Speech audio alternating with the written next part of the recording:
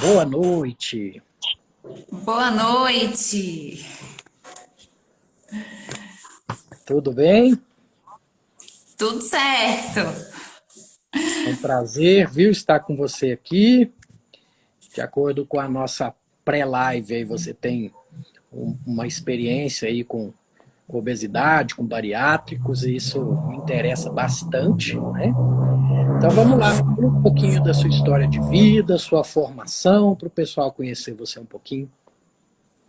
Primeiro eu quero agradecer o convite e dizer que é um prazer estar aqui no seu perfil, compartilhando, né, um pouquinho do que a gente conhece.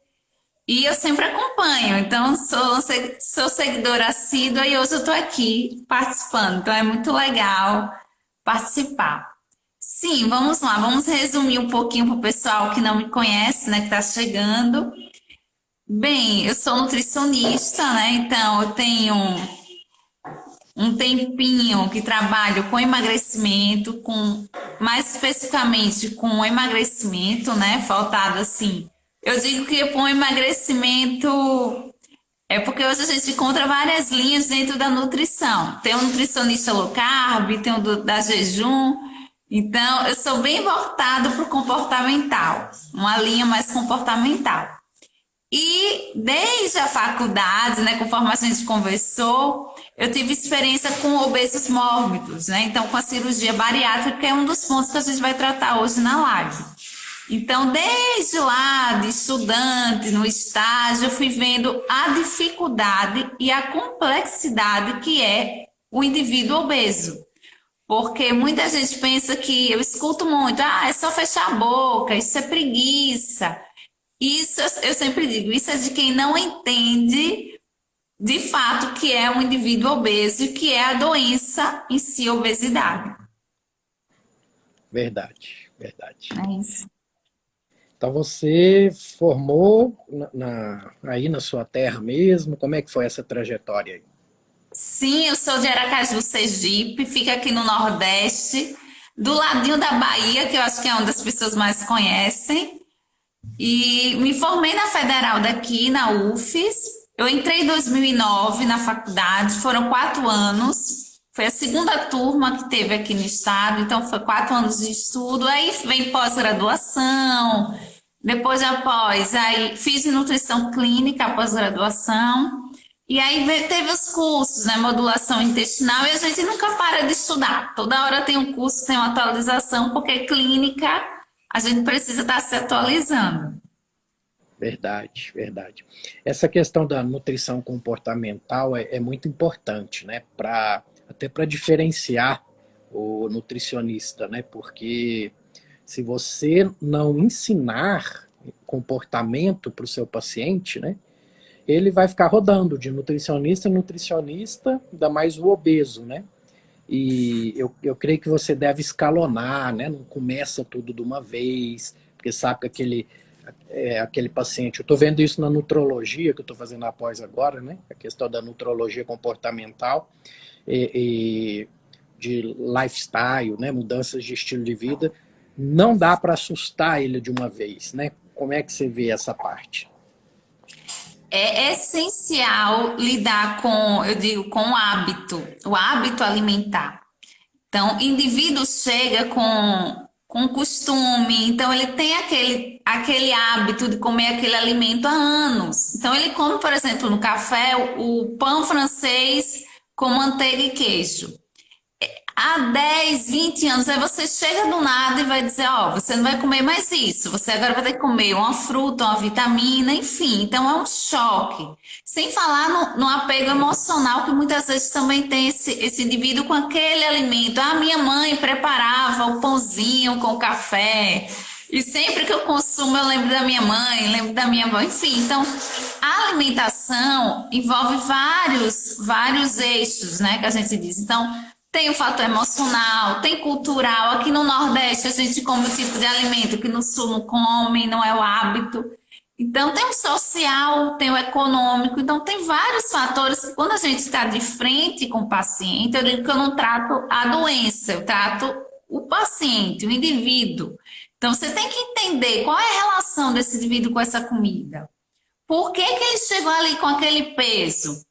Teve um fator, teve um trauma, teve também um gatilho para isso ter acontecido. Às vezes o paciente fala, ó, depois que eu me separei, foi que aí que as coisas desandou. Então, conversando, né, a escuta ativa que a gente fala, com a escuta ativa você vai conhecendo esse paciente, vai conhecendo a realidade dele e a partir daí a gente traça um plano ou uma estratégia nutricional, porque não adianta a gente simplesmente empurrar plano goela abaixo, como a gente diz, e o paciente não aderir. Então, a aderência vai muito dessa conversa, dessa consciência, de mostrar para ele por que que eu estou passando isso em vez do pão, né? Por exemplo, para ele entender que tem um motivo e que aquilo também pode ser por um tempo.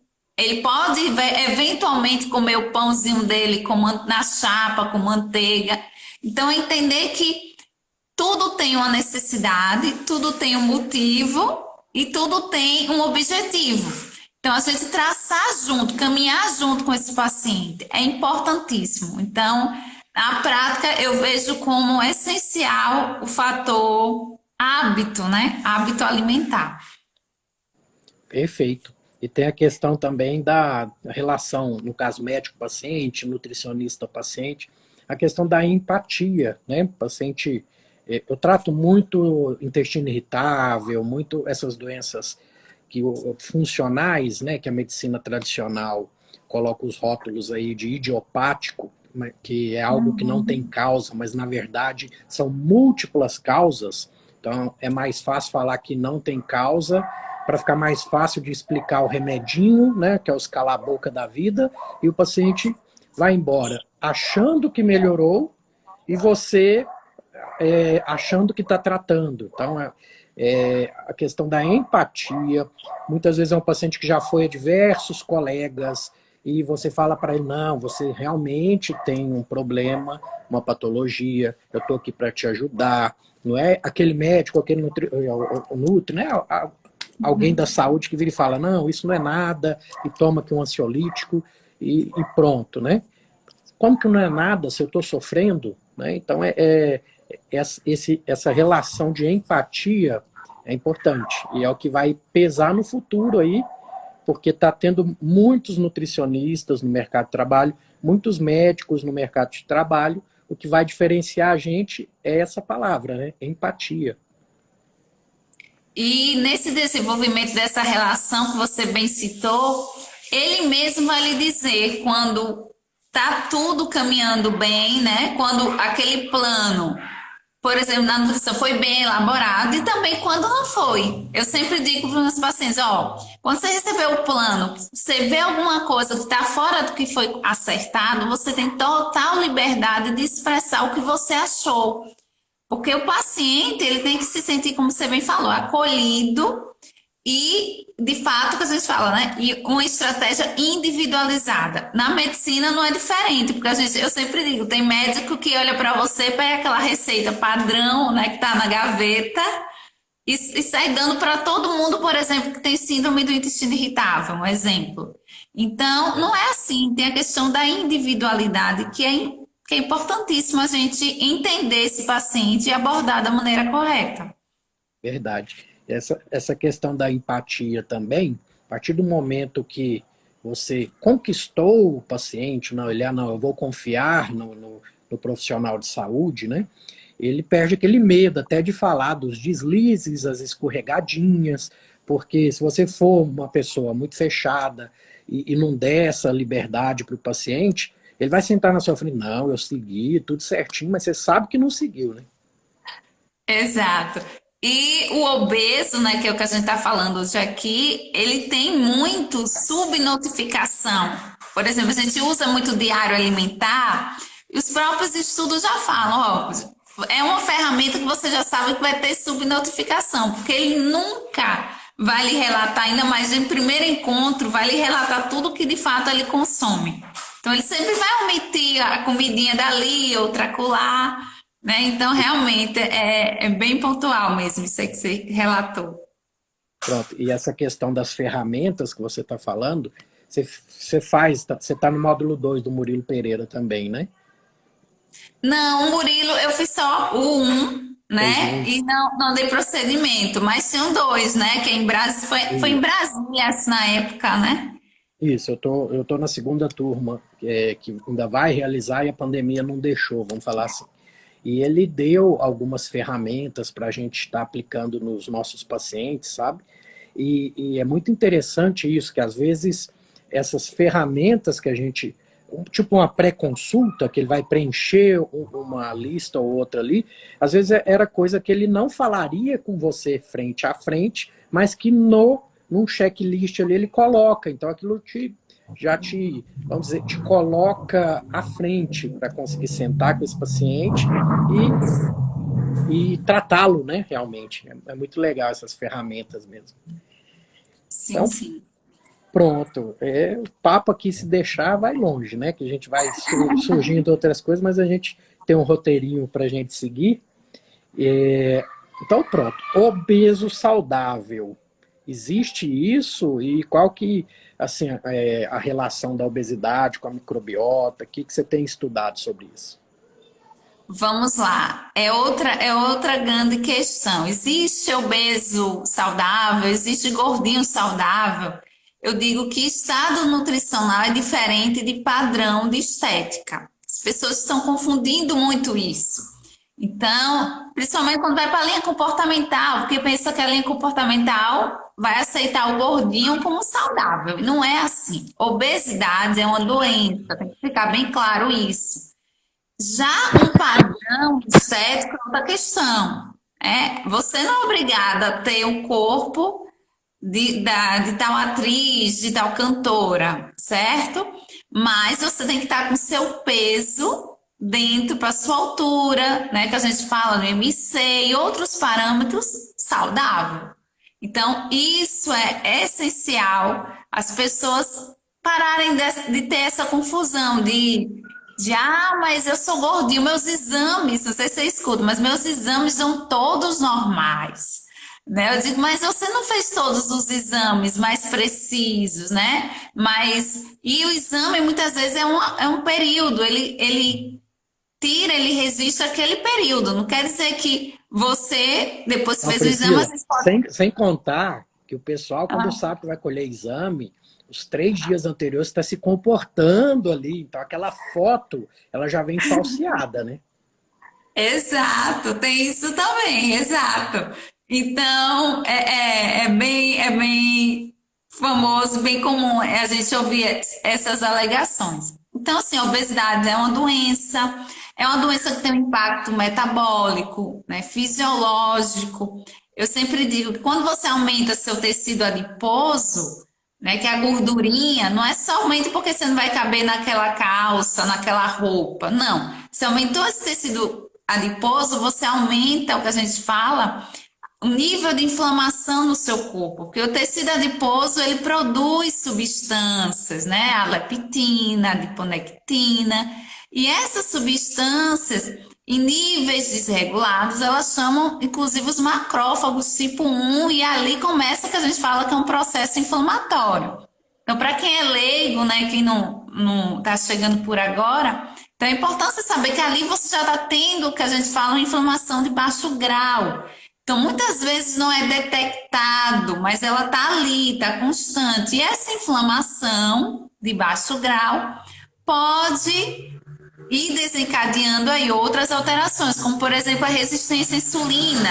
Aí eu digo que começou, pronto, aí começou a festa. Resistência à insulina, aí vem esteatose hepática, que é a gordura no fígado, aí tem alteração nos níveis de gordura, e tem, claro, a disbiose. Que é isso, a disbiose, para quem não conhece, né, esse termo? A gente tem no nosso corpo microbiota, o que é isso? São seres, micro-organismos que vivem em regiões do nosso corpo, não só no intestino. A gente fala muito do intestino, mas tem na boca, né? Tem na parte oral, tem na vagina, por exemplo, na mulher, enfim. Então, tem várias regiões que a gente tem esses micro-organismos, que são bactérias, vírus, fungos. Então, eles estão ali vivendo e convivendo com a gente de forma equilibrada, no indivíduo saudável, né? Quando acontece aí essas alterações no estilo de vida, acontece essa desbiose, que é esse desequilíbrio nesses micro-organismos. E aí começa outra cascata, que a gente pode falar, detalhar por aqui, de desequilíbrios nesse indivíduo obeso. Então, veja que a gente está falando aqui já de vários pontos que não é o normal, que não é o que a gente encontra no indivíduo saudável. Então, é importante, eu sempre esclareço quando chega o paciente que quer emagrecer. Beleza, por que você quer emagrecer? Geralmente é por questão estética.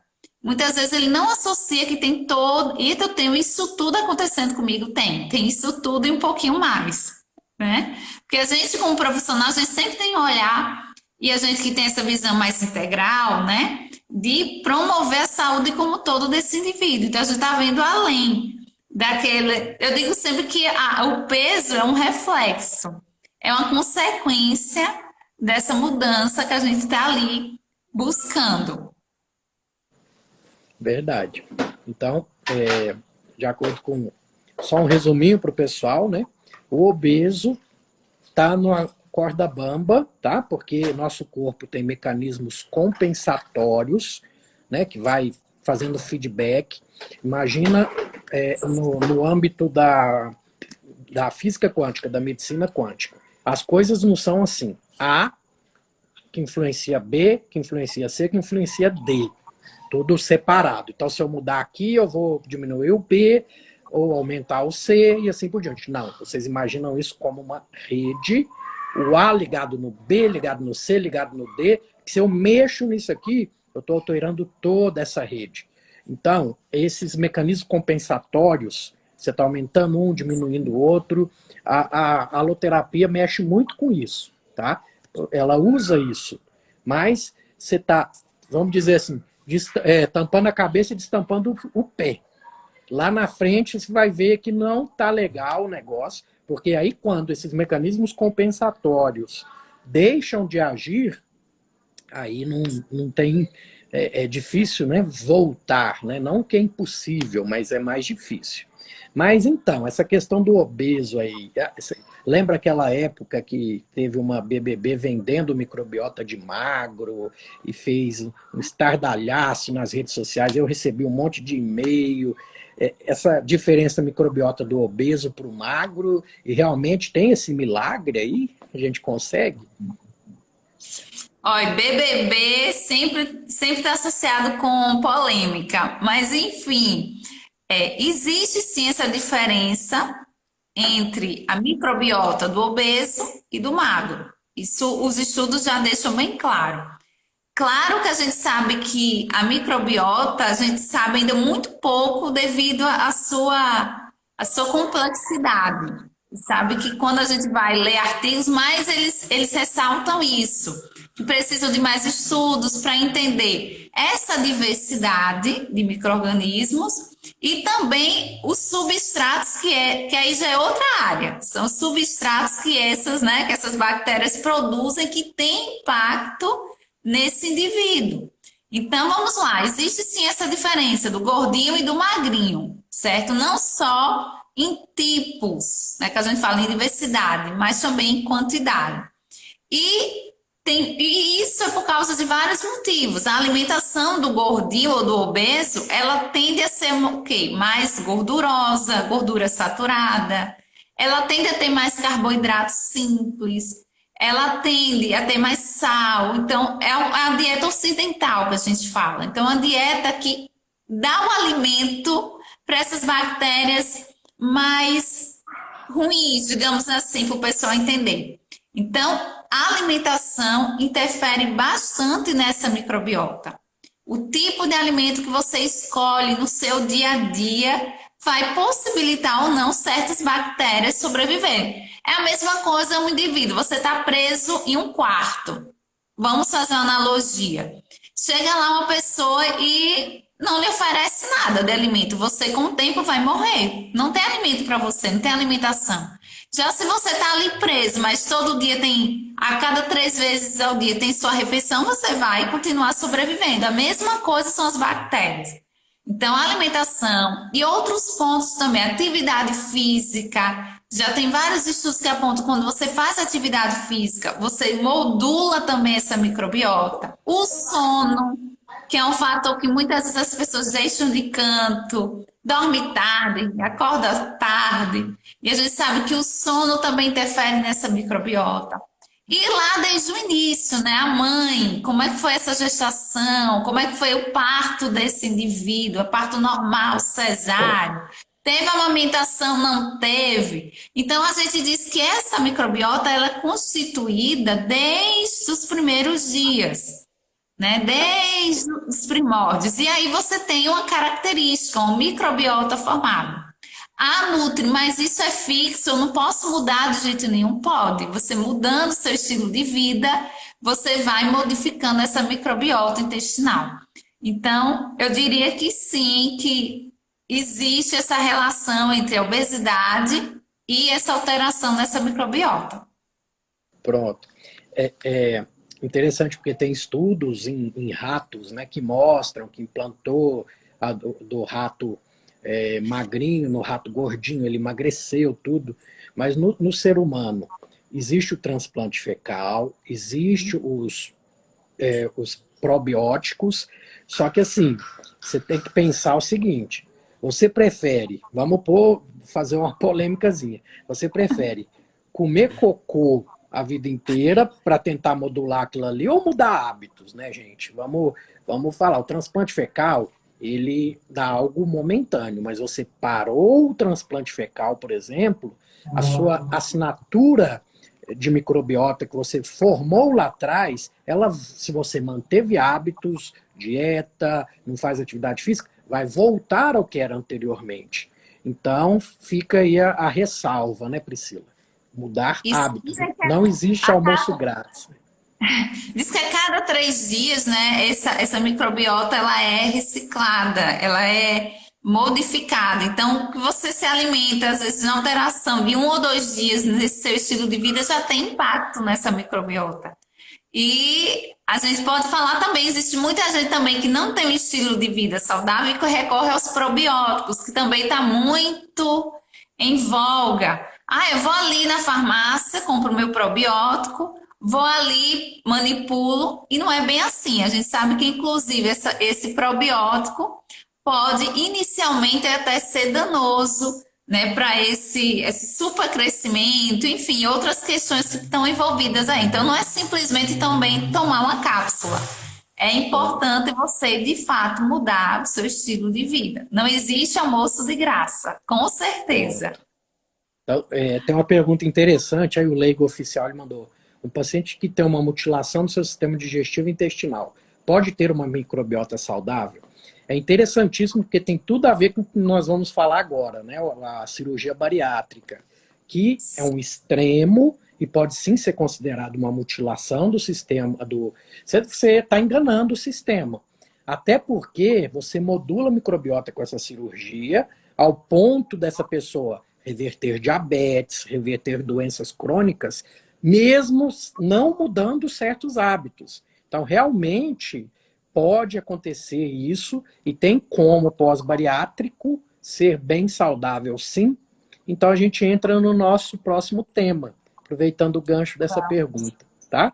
Manejo nutricional no pré-operatório de bariátrica. Você tem experiência nisso na sua formação, que você me contou, né? Então, como é que é? O gordinho chegou lá no pré-operatório de bariátrica, chegou até você. Como funciona esse manejo? Como você bem falou, na formação, eu participei muito lá do hospital universitário, né, que a gente diz. E lá é bem referência na questão da cirurgia bariátrica. Como é que acontece para quem está chegando agora? Então, existem pré-requisitos, existem critérios para a pessoa ter essa cirurgia, fazer essa cirurgia. Então, não é eu tô gordinho, vou fazer um bariátrico e tá tudo resolvido. Não é bem assim. Então, tem que ter o IMC entre 35 a 40, tem que ter doenças associadas e tá cada vez até mais criterioso isso, né? Os últimos pré-requisitos aí exigem até um tempo pregresso dessa obesidade. O que acontece também do indivíduo estar com o MC muito próximo, eu vou engordar para chegar na minha meta para eu fazer a cirurgia. Então, também até isso, já, graças a Deus, já estão se atentando. Quanto tempo você tem esse MC alto, né? Ou está aí nesse MC? Então, primeiro tem que ter esses critérios. Segundo, você tem que ter uma equipe multidisciplinar. É importantíssimo as pessoas saberem por quê.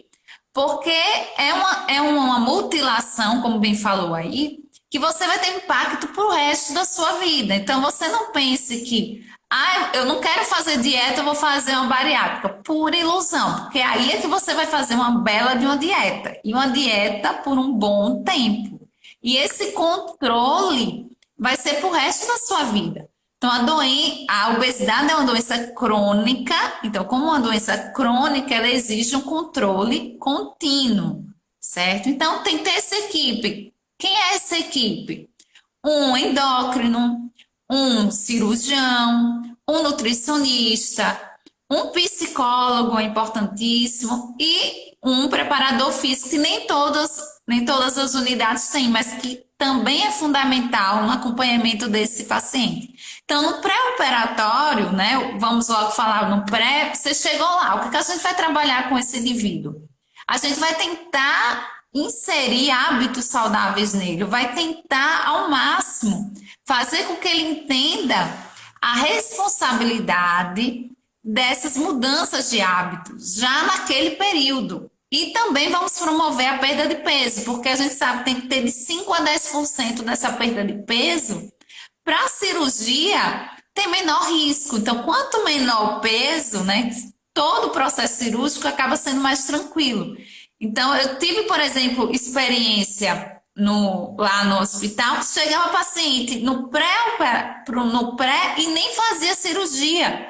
Por quê? Porque lá tinha um critério rígido que a pessoa tem que ser aprovado pelos profissionais. Então, se você não era aprovado pelo psicólogo, você não tinha liberação de cirurgia. Então, isso ia obrigando o paciente a aderir a esse protocolo. Então, às vezes o paciente conseguia mudar tanto que ele chegava, eu não vou fazer mais, eu já perdi tanto peso, para que eu vou fazer essa cirurgia? Então, é importante estimular a mastigação, né? A gente já começa, muitas vezes, com treino, e fazer com que ele entenda também as fases que ele vai sofrer na cirurgia de alimentação, essa mudança dessa alimentação. O que é que vai acontecer se ele não seguir essa alimentação à risca no pós-operatório? Então, é um período de todo acompanhamento, o máximo possível. Então, o psicólogo vai entender quem é esse indivíduo. Esse paciente não pode ter envolvimento nem com alcoolismo, nem com fumo de preferência, porque a gente sabe que vários estudos apontam que o indivíduo que fez bariátrica é tendencioso a desenvolver depressão ou outros tipos de compulsão, né? Como, por exemplo, recorrer a outros vícios também, como o alcoolismo aí. Então, vários estudos apontam isso. Então, o indivíduo, como é que é a imagem? Como é a imagem desse indivíduo hoje? Como é que ele vai se ver assim que ele fazer essa cirurgia? Porque eu digo que a cirurgia é rápida. Você faz lá, não é uma cirurgia complexa, né? Você deve saber muito mais do que eu, né? Como médico aí. Então, eu digo que a cirurgia é rápida. Agora, o impacto que ela vai causar na vida desse paciente vai ser bem maior e a longo prazo. Então, é importante ele estar consciente de todo o processo envolvido. Então, eu digo que essa é a base do pré. A gente olha também, faz toda a avaliação, né? Então, faz a avaliação clínica desse paciente, vê se ele já tem, com certeza, ele já tem carências nutricionais. Então, a gente olha boca, se tem ferida, se tem queda de cabelo, como é que está essa pele, como é que está a questão da composição corporal. Tudo isso a gente avalia e já começa uma suplementação. E faz exames também relacionados. Então, como é uma cirurgia eletiva, a gente tem tempo para preparar esse paciente o máximo possível para ele entrar lá na cirurgia o mais equilibrado ou o mais próximo possível do ponto de vista nutricional. Então tem todo esse acompanhamento com esse indivíduo, no pré, né? Verdade. Excelente, do seu ponto de vista. Mas o que tem acontecido muito, assim, quando eu fiz residência de cirurgia há 3 anos atrás, eu participei acompanhei um serviço de bariátrica também, que tinha psicólogo, nutricionista, tinha tudo o que é o protocolo correto, mas nós sabemos da banalização hoje em dia. O colega que não tem equipe e opera, vamos falar assim, e depois no pós-operatório, não, vou mandar você para outro, para acompanhar com outro colega, um nutrólogo, alguma coisa assim. Então, essa relação médico-paciente aí está fadada ao fracasso, vamos falar assim, né? Igual o Leigo está falando novamente, a questão de colocar a família também. Os psicólogos têm isso, de grupo, né, de pessoas que já operaram com pessoas que vão operar, sentam ali junto com os familiares e todo mundo decide junto a essa mudança de vida que vai impactar para o resto da vida dessa pessoa, né? Por conta disso, desse abandono que a maioria não vou falar a maioria, mas pode pôr aí uns 30% aí, fica sem pai nem mãe, vamos falar assim, eu na modulação intestinal acabei criando protocolos para seguir esse paciente, aquele que o cirurgião não gosta de acompanhar e solta, eu acabo pegando pela mão, vamos lá, porque querendo ou não, o pós-bariátrico, ele é um disbiótico por excelência, que ele tem uma alça cega ali. Então, tudo isso a gente põe na balança, né? E completando a questão da banalização, da busca pela pílula mágica. Tem uns que coloca todo o peso na cirurgia e fala que vai mudar minha vida mesmo, mas não vê o pós, as consequências a longo prazo daquilo ali, né, que muitos não vai poder voltar a comer o que comia, ou se voltar vai reengordar, igual a gente vai falar mais para frente. Está banalizando tanto que estamos vendo adolescentes e crianças operando, fazendo bariátrica, sem antes tentar mudar hábito, mudar aquele ambiente tóxico que fez essa criança ficar obesa. Então, isso é muito importante. E no pré-operatório também vocês ajudam muito, você mesma disse a questão aí da suplementação, tudo, porque tem muito obeso desnutrido, que está faltando micronutrientes, né? E obeso sarcopênico, obeso que não tem musculatura. Aí você opera esse paciente sem verificar tudo isso, aí vem as complicações, as fístulas, as reoperações. Então, você preparando né? isso, você preparando esse paciente com a equipe multidisciplinar, a chance de sucesso é altíssima. Tanto que na minha época lá da residência, o professor, né, que operava, se o psicólogo falasse, professor, não opera por isso, aquilo, outro, ele não operava. Esse paciente ia ficar 1, 2, 3 anos no grupo ali para ver se entrava, né? Então é muito importante essa questão do pré mesmo bem feito, né? E eu lembrei agora, também tem as despedidas, né? Que é muito comum nesse grupo do pré. Ah, eu vou comer, vou para a pizzaria, vamos se despedir desse alimento, do alimento X, do alimento Y. Isso. Aí você vai identificando essa relação doentia com a comida. Então, e é um grande perigo essas despedidas, porque elas nunca terminam, né? Até a pessoa entender e compreender. O apoio familiar bem lembrado é fundamental. E também a questão da banalização, eu vejo muito, infelizmente, no setor particular.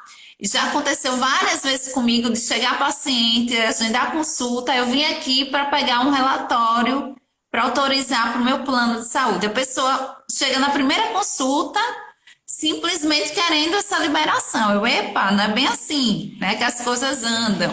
Não é bem assim. Então, tem muito disso. E eu observo muito, infelizmente, no setor particular, né, nos planos, com cirurgiões que fazem aí, como você bem falou, avulso, né, por conta própria. Verdade.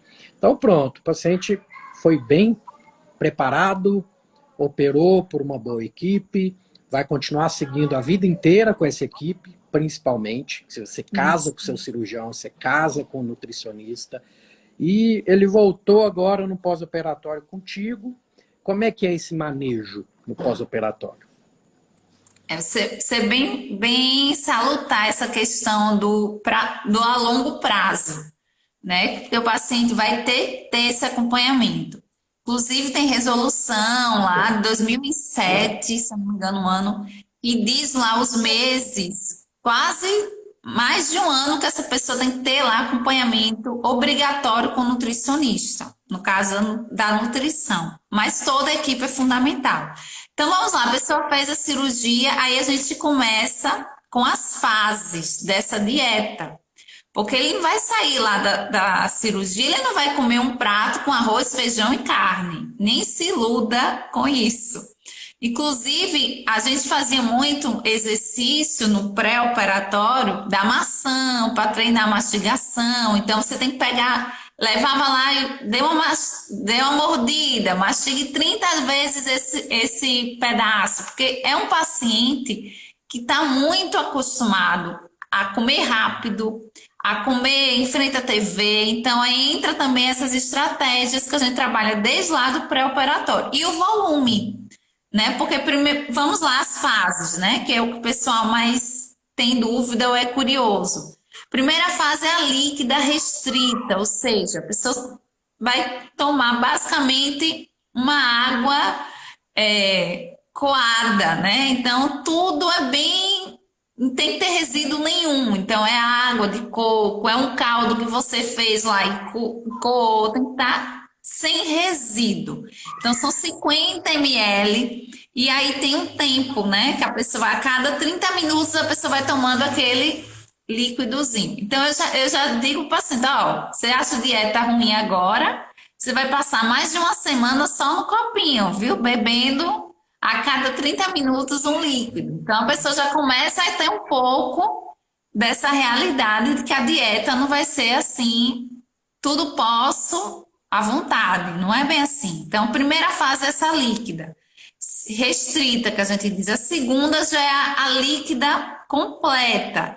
Então, já entra as vitaminas, né? Já entra o leite, né? E aí é uma grande questão, porque se for vegano, se for vegetariano, aí já é mais um ponto a ser trabalhado. Porque vocês podem ver que nesse indivíduo a gente se preocupa muito com a questão da proteína. Por essa dieta ser muito restrita, então é uma dieta que a gente diz que você coa, você perde um monte de nutriente ali. Então, é uma dieta bastante restrita. Então, para você adequar o teor de proteína nesse indivíduo, você tem que estar ali no pé, tem que estar fracionando e tem que estar entrando com alimentos que possibilitem isso. Inclusive, suplemento, pode ser um whey, pode ser também um suplemento vegano, se for um indivíduo que tem essa opção. Então, a gente já tem no mercado. Então, a gente fica atento para essa questão da adequação da proteína. Que a gente vai falar também das alterações, então a gente sabe que é um indivíduo que perde gordura, mas também perde massa muscular. Então, essa perda de peso não é só gordura.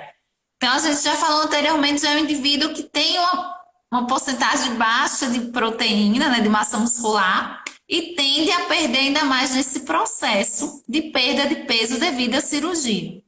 Então, a segunda fase é a líquida restrita. A terceira, a gente entra para a pastosa. Então, é tudo batidinho. É um purê, é uma sopa batida, é tudo batidinho. E um ponto importante são os utensílios.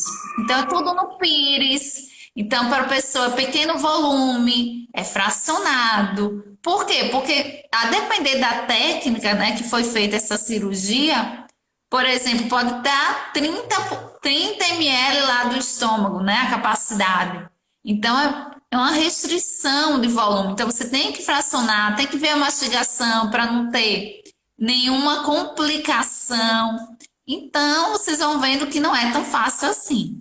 E a quarta fase, que é a branda, que é a normal. Mas, mesmo assim, é um arroz empapado, que a gente fala, ou papa. É um feijão bem amassadinho, é uma carne moída. Então, ele passa por essas fases, certo? E aí tem restrição de açúcar, são 15 gramas de açúcar por dia, porque pode ter também complicação, tanto de açúcar como gordura em excesso. Então, é um paciente que ele come qualquer coisinha a mais, ele vai passar mal, né? Porque o próprio corpo, não, essa alteração, né, na estrutura vai provocar reações. Então, a gente tem que ter esse controle minucioso dessa dieta. Perfeito. Então, é um paciente que tem que entender que no começo ele vai estar quase que diariamente, depois vai passar para semanalmente, depois, quando já tiver mais adaptado, mensalmente, mas no máximo vai chegar a 6 em 6 meses, que eu acho que é o mínimo aí que a pessoa que é pós-bariátrico, né, dependeria aí do, do profissional, vamos falar assim, andar com as próprias pernas, né? Vai criando independência devagar, né? E dependendo do grau aí, do conflito, se foi resolvido ou não, antes de operar, o conflito que ele tem com os alimentos, a compulsão, não sei se você já viu isso no serviço, aquele paciente que operou recentemente, ele bebe litros de leite condensado para burlar o próprio sistema que foi criado, né? Sim. MMs, leite condensado, coisa hipercalóricas, e acaba não se beneficiando 100% dessa cirurgia. Você já chegou a ver isso? Sim, tem o reganho de peso, tem paciente que fez daqui a um ano, tem que fazer de novo. Tem complicações, né, da cirurgia, que aí a pessoa tem que abrir para ver lá o grampo que soltou, alguma coisinha assim que às vezes acontece. E também é importante eu falar da suplementação, não posso deixar de falar nessa fase. Pronto. Fez Deixa eu cirurgia, a só, pessoa. deixa eu só pontuar. O Leigo Oficial hoje está participando legal e está mandando algumas perguntas interessantes, né? O vegano que faz reposição de micronutrientes só existe em alimentação do reino animal. Quais seriam, como seriam? Sim, esses pacientes, principalmente veganos, é suplementar a vida inteira, tá? Tem algumas coisas aí que ele vai ter que suplementar a vida inteira, alguns casos injetável, alguns casos sublingual, alguns casos via retal, tem também, a gente consegue fazer algumas coisas via retal. Então, essa questão da suplementação, acho que é importante você pincelar mesmo para a gente. Isso. Tem a questão da B12, que eu acredito que é a vitamina mais conhecida, né, de ter essa carência, porque tem um fator intrínseco lá no estômago, né, que é quem possibilita a absorção dessa vitamina. Então, já é uma vitamina que você sabe que você vai ter que suplementar, mas existem diversas outras, ferro, cobre, zinco, porque também não, tem a depender da cirurgia, não altera só o estômago, tem lá também boa parte desse intestino, que é onde acontece a absorção de vários nutrientes, também é limitado. Então, cobre, zinco, tem cálcio também, que a gente pode falar aqui, selênio. Então, vejam a quantidade de micronutrientes que esse indivíduo vai ficar limitado de absorção e vai requerer essa suplementação. Existe suplementações já específica para bariátrico, né? Preparada, personalizada, enfim. Mas também pode ser preparada aí, a depender do paciente, uma manipulação, né? Com a dosagem que for mais adequada para esse paciente, individualizada. Existe também pastilha, existe cápsula, ou seja, para também possibilitar essa adesão. Então, esse paciente vai consumir, vai ter essa suplementação pro resto da vida, amém. Então, ele já tem que saber que isso vai fazer parte do dia a dia. Então, vai ter que lembrar de tomar, né? Não pode enjoar, não pode, hoje eu não tomo, amanhã eu tomo. Então, é uma responsabilidade. Se você optou, se você ou até precisa, a gente também pode, né, esclarecer, tem pessoas que precisam da cirurgia bariátrica, então é uma necessidade que você tem, toda escolha tem uma responsabilidade, né? Então, uma das no processo é essa suplementação. Maravilha. Então pronto, esse paciente operou, só que ele sumiu do seu consultório, ele começou aí a fazer essas, não tinha resolvido a compulsão, esse estômago, ele dilatou novamente, isso pode acontecer. Então ele começa dando volumes cada vez maiores, esse estômago vai se adequando novamente a esses volumes maiores. Então ele voltou para você com reganho de peso pós-bariátrica no seu consultório. Como que é seu manejo com esse paciente, Priscila? Aí eu digo que a gente volta para a estaca zero, recomeça, né? Porque é um paciente. Primeiro você vai ter que identificar o porquê, por que que houve esse reganho, né? Quais foram os gatilhos envolvidos nesse reganho? Foi uma questão psicológica? Então, se for uma questão psicológica, aí você já tem que encaminhar, já tem que reforçar a questão desse acompanhamento com o psicólogo, não tem como fugir, né? Então, você tem que trabalhar com essa questão da equipe muito próximo, né? Com o profissional e com esse paciente. Então, rever com esse cirurgião o que é que de fato pode ser feito, o que é que não pode. E aí você faz toda aquela reavaliação. Como é que está o estado nutricional desse indivíduo? Ele estava tomando suplemento, não estava tomando? Ele estava fazendo atividade física?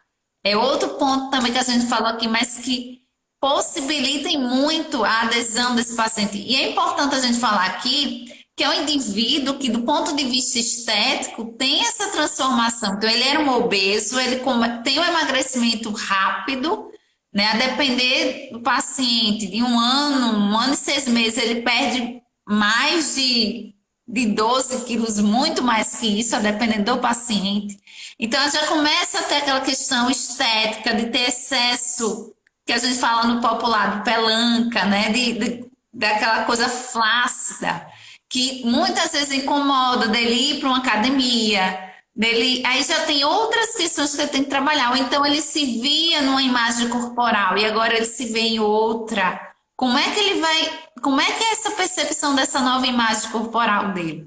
Então, por isso que desde lá do pré-operatório, você tem que ir trabalhando também essa questão dessa atividade física para enrijecer, para fortalecer, enfim. Então, você tem que identificar o porquê e a depender desse porquê, você vai interferir do ponto de vista de nutrição, com a nutricionista ou com o psicológico aí, com a equipe do psicólogo. E trazer de novo essa consciência, porque ó, você chegou aqui, você viu que a cirurgia não é definitiva, você é a prova cabal de que não é 100%, fez, está livre. Você aqui, né? Quando é que, de fato, você vai entender e compreender que está nas suas mãos o bom sucesso, ou o sucesso dessa cirurgia? Né? Então, a gente trabalha também muito com essa conscientização desse paciente, para não ficar esse vai e vem sofrendo, né? Maravilhoso. Só para a gente fechar, como o leigo oficial está com perguntas interessantíssimas, né? E, assim, no papel o SUS é lindo e ele tem que funcionar.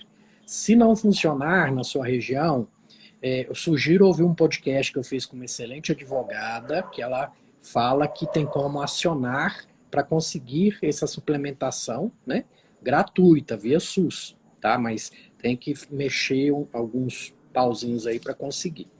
Mas, em suma, foi muito interessante, agregou muito, tá? Fiquei muito satisfeito com o resultado, né, dessa nossa live. E eu sempre peço para os meus convidados, Priscila, livros que mudaram sua vida. Pode ser da área, fora da área. Como eu sou viciado em leitura, eu gosto dessa dica de leitura do meu convidado. Eu confesso que é difícil a gente que lê assim um pouquinho mais, escolher, né? Aí eu fiquei pensando, meu Deus, quais os livros que eu posso compartilhar? E me vieram 3 à mente. Um que é a cabeceira, fica na cabeceira, como a gente diz, né? Que realmente todo dia eu leio, que é a Bíblia, que é um livro que para mim é um guia de fé e prática. Então, é aquele livro que eu releio e sempre tem algo novo a me acrescentar. O segundo é um livro que eu já indiquei, eu acho que para muita gente, que é Hábitos Atômicos. Ele é bem grandinho o nome, é um método fácil e comprovado de criar bons hábitos e se livrar dos maus. Esse livro é fantástico. Ele realmente é um guia. Eu gostei muito mais dele do que O Poder do Hábito, que ficou muito conhecido, né? Mas esse realmente eu indico para os meus pacientes, a gente que trabalha muito com hábito, eu muito voltado no hábito alimentar, é realmente muito bom. Eu sempre indico ele. E o outro é o Atenção Plena do Mike alguma coisa, Williams. E esse, ele é muito voltado para a questão do atenção plena no nosso dia a dia, né? Que é também uma prática que tá bem em voga agora. Então, ele fala, em cada capítulo, ele cita histórias e tem lá, no finalzinho, tem sempre a prática. Então, como você colocar isso no seu dia a dia? E em anexo também tem umas práticas de meditação. Então, para quem está buscando aí, eu acho que é bem válido, né? Controlar a ansiedade, o estresse do dia a dia, desenvolver essa atenção plena que para alimentação a gente usa bastante, né? Na questão da mastigação, de sentar à mesa, tudo isso tem a ver com atenção plena. Então eu indico aí esses 3 livros. Maravilhoso, maravilhoso. Como que o pessoal te encontra? Quais são os projetos futuros? O espaço é seu. Bem, as pessoas me encontram no Instagram, eu acredito que é a rede social que as pessoas mais usam e buscam a gente, @Priscila Ribeiro Nutri. Tem podcast também, que é o Nutrição Sem Neura, Sem Modismo, tem o canal do YouTube. Então, vocês me encontram em uma dessas 3 redes sociais. E lá a gente sempre tem conteúdos do dia a dia, a gente tem uma maior proximidade com o pessoal. Excelente. Já anotei o podcast aqui, porque eu sou viciado em podcast, viu? Que bom, toda terça-feira é meio-dia no episódio novo. Maravilha. Alguma frase final para o pessoal, para eles, para ficar marcado assim a nossa conversa? Uma frase eu diria para não buscar atalhos em nada na nossa vida, né? Como a gente falou muito de obesidade e bariátrica, eu acho que cabe. A gente sempre tem a tendência de buscar um atalho para resolver os nossos problemas.